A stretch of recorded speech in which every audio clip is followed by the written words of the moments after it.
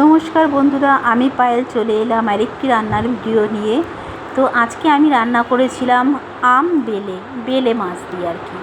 এখন গরমকাল আর আমও প্রচুর, তো গরমের সিজনে মাঝে মাঝে একটু টক জাতীয় কিছু খাবার দিয়ে খেলে ভাতটাও খেতে ভালো লাগে। এমনি আমাদের ভাত খাবার খেতে ইচ্ছে করে না। তো এটা আমার পুরোনো দিনের রান্না, আমার মায়ের কাছ থেকে শেখা।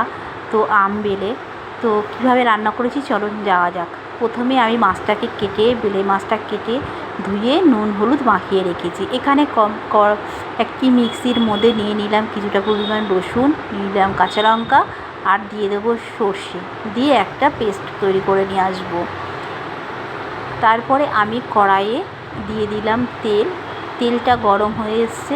এবার আমি মাছগুলোকে ছেড়ে দিয়ে একটু লাল লাল করে ভেজে তুলে নেব।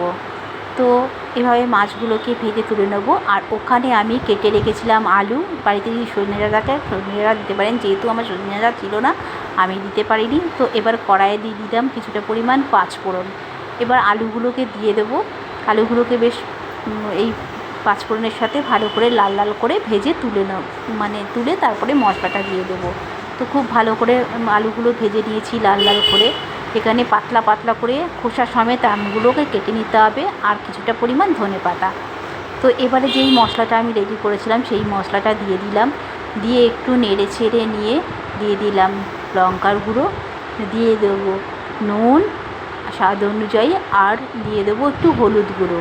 তারপর দিয়ে দেবো মশলা মাখানো জলটা, দিয়ে একটু নেড়ে, যেহেতু সর্ষে বেশি নাড়া যাবে না, একটুখানি দিয়ে আমি এর ভিতরে জল দিয়ে দেবো। তো মশলা মাখানো জলটা দিয়েই আর একটু জল দিয়ে দেবো গ্রেভি করার জন্য, যেহেতু এটা ভাত দিয়ে মাছের ঝোলটা খাবো বলে।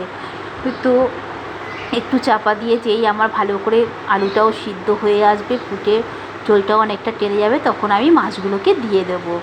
এবার মাছগুলো দিয়ে যে আমগুলো আমি সরু সরু করে পাতলা দিয়ে কেটে রেখেছিলাম সেই আমগুলো ওপর থেকে দিয়ে তার উপরে একটু ধনেপাতা ছড়িয়ে আমি এটাকে নামিয়ে নেব। দেখবেন আমের যে খোসাটা তার উপরেই একটা খুব সুন্দর অ্যারোমা গন্ধ থাকে। তো এই খোসাটাকে ফেলানো যাবে না। তো এই খোসাটার থেকে একটা সুন্দর রান্নাটায় গন্ধও আসবে, আর খেতেও খুব ভালো লাগবে। গরমকালে এরকমভাবে খুব ভালো লাগবে। তো ওই জন্য খোসার সাথে আমটা দিতে হবে এমনভাবে যে আমটাও গোটা গোটা সুন্দর থাকে আর একটা সুন্দর গন্ধ বেরোয়। তো যদি আপনাদের ভালো লেগে থাকে আমার এই মাছটা, তাহলে আপনারা এইভাবে বাড়িতে বানিয়ে খাবেন। নেক্সট ভিডিও দেখার